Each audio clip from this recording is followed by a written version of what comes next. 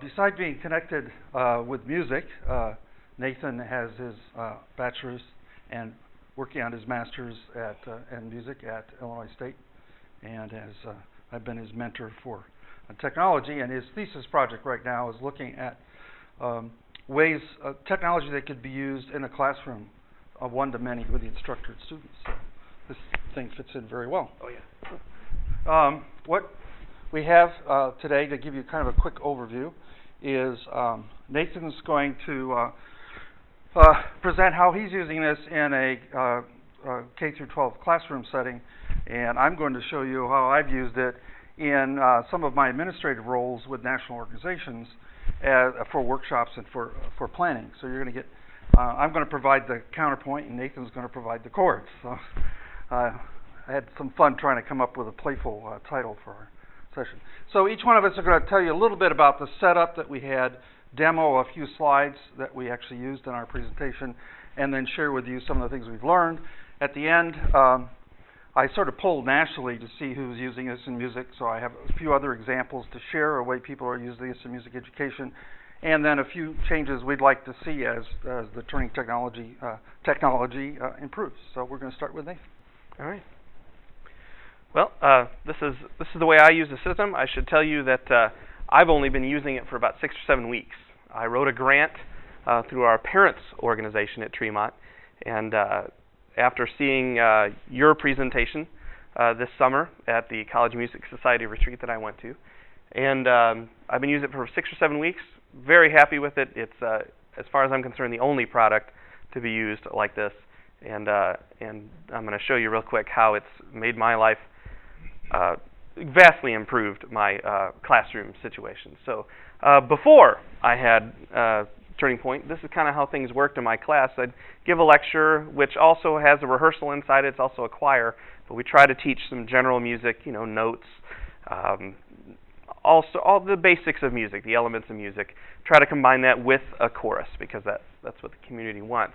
And before TurningPoint, I'd give them a multiple-page worksheet or quiz. And, my classes, they're 60, 70 kids at a time. So that's a lot of copying, a lot of stapling, a lot of collating.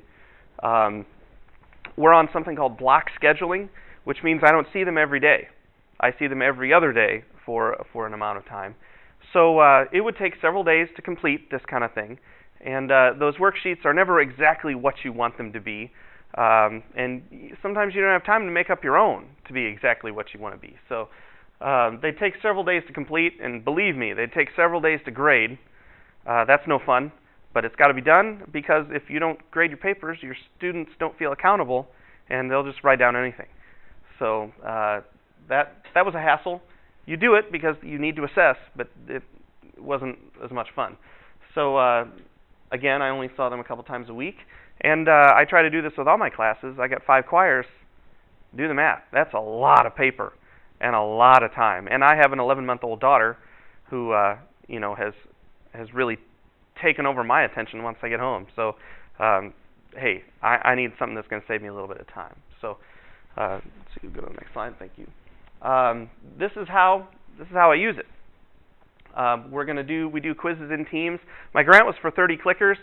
I got 65 kids. We've got to pass them.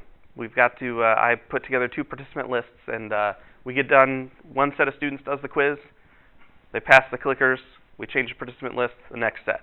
Now, yes, that means the second group of people has already seen the quiz. But if you know 6th graders, if their attention's not being demanded right away, they're not really paying that much attention. So, I have a smart board, interactive whiteboard. It's basically a projector screen, but it's also a USB device. In that I can come up here and click to the next slide using the smartboard. Some of you maybe have seen them in a corporate environment. It's a really nice tool, especially with some of the music ed software. You can manipulate things on the screen. If you use a notation program, you can drag a note, make your own compositions, and it actually takes control of the computer. It's a USB human interface device. So not really necessary with TurningPoint, but it's nice to have for some of the other stuff I do. But basically, for TurningPoint, it's a projector screen. I have it installed on my classroom computer, which is the dedicated projector computer with some of the other software on it.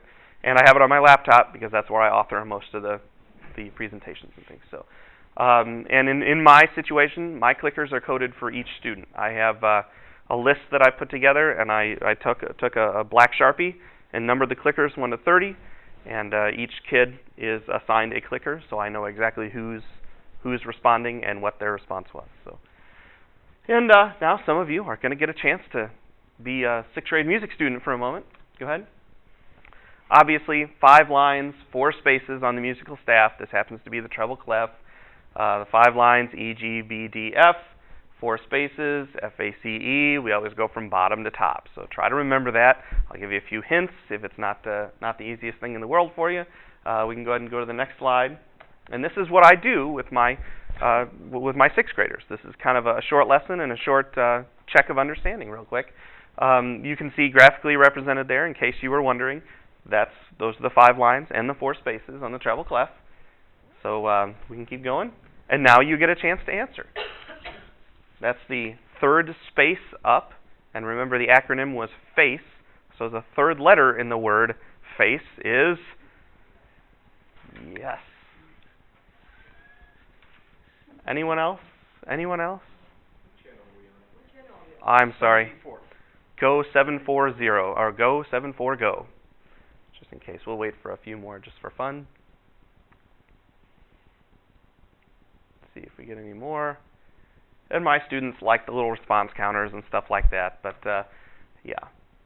And look, everybody got the right answer. Next question. I'll do 9 or 10 slides with my classes just to check as many note names as I can. I do not use the correct response indicator when I'm giving quizzes because I don't want to really give away to the 2nd and the 3rd team what the answer was. So I'm using those today just for fun. So let's identify that. That's every good boy does fine. It's hopefully you got that, okay? And the last one. And every good boy deserves fudge. Every good. And you're all fantastic music students. Very good.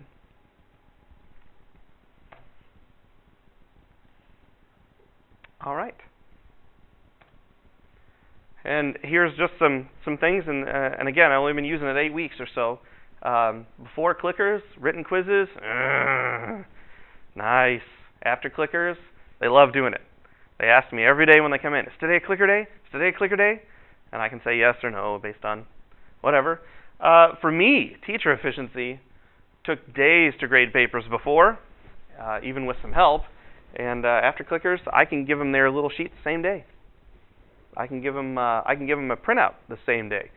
While I'm finishing up the class that day, I can have a student intern do the report and cut it. I usually do, since their eyes are still pretty good, I can do an Excel report and tell it to print 4 up, 4 sheets of paper, a couple little things with a paper cutter, and I can hand them out on the way out of class. So that's a definite plus for me. And the last one here.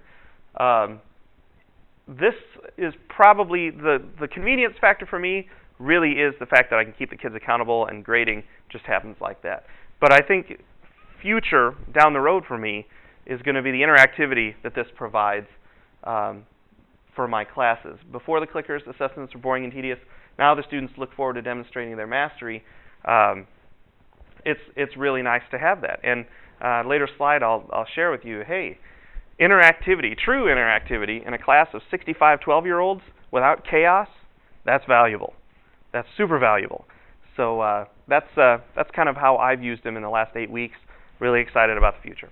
So some more benefits. I can catch those slower learners sooner. I can catch those kids who aren't getting as fast as all the other ones, and I can filter them out in a way that doesn't make them feel like they've been singled out. I know immediately who's got it and who doesn't if I set the situation correctly. I can do that in a really timely fashion. My reports are ready for my gradebook in an Excel spreadsheet just like that. It's fantastic. And again, real non-chaotic interactivity with 65 students in a classroom is, as far as I'm concerned, a huge selling point. Huge. So, and I can, if it's a multi-topic day, if I'm doing note names and rhythm and something else all in one day, I can check their understanding of one thing before I move on to the next thing.